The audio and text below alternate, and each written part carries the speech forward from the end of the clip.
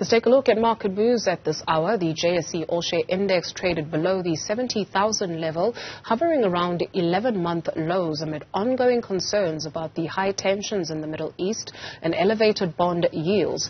We take a look at the latest business news with founder of Herenya Capital Advisors, Petri Redelinghuys.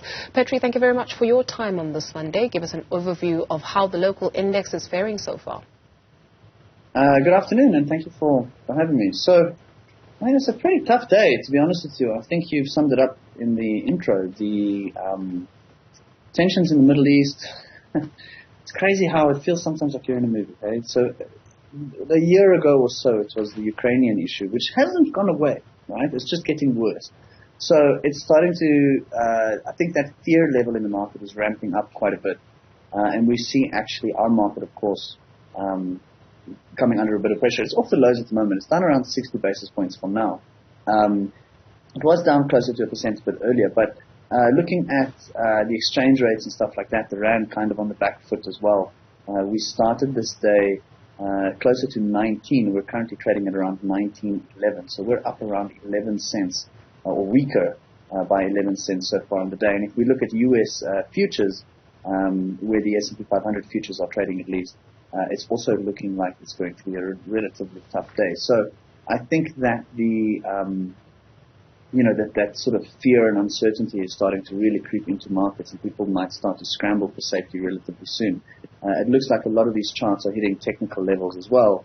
The S&P 500, for example, does look like it's breaking the recent lows. So it's lows that this stock is, or that this chart has traded essentially since June earlier this year. So that kind of is starting to put, the positive return that we've seen so far for the year at risk. Look, market is up quite strong still for the year, but even where it is now. But if the uptrend fails, then we may be in a bit of trouble. And I think that there is a possibility that the Israeli and Palestinian situation might be the catalyst for that. For now, if things remain the way they are, I don't think that gets too much worse. But if we start seeing other countries in the region, Iran, Gaza, whoever, start getting involved, then I think it's going to be, Iran or Syria or whomever, I think it's going to escalate the situation, and we might see, some proper panic. So hopefully that is not what happens.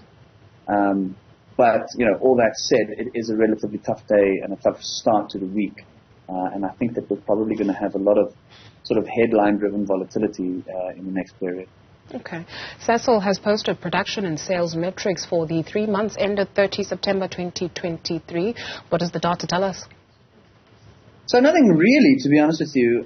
Most of the production is kind of exactly in line with what they guided for last time. Oh, sorry, got a little visitor. So there hasn't really been any major changes. So I just had to look at the overview of the numbers. I haven't looked in very much detail exactly what things are. But if you look at the stock, it's up around 0.25%. So there's not really anything in there that's outside of what the market was expecting. At least that's what we got from the desk this morning. A lot of the production guidance or that they've given now was in line with the production numbers that they gave now was in line with the guidance that they had given previously. So it seems as though things are stabilizing. I think one of the big worries around Sasol is what's happening at Secunda. Will they be able to maintain that kind of output? There's obviously a large amount of money that needs to be spent there in order to bring that plant into a, I want to say, less poisonous situation where it just pollutes less, right? I mean, the pollution from that plant is massive. So they have some targets that they have in place, or for that revamping of that plant, if you will, or kind of making it a bit more green friendly or environmentally friendly, which is obviously very expensive. And the thing is, if they get that plant to the sort of environmental targets that are set, then production from that facility will never quite be as high as what they had been historically. So there's a lot of, I guess, uncertainty around what's going to happen there.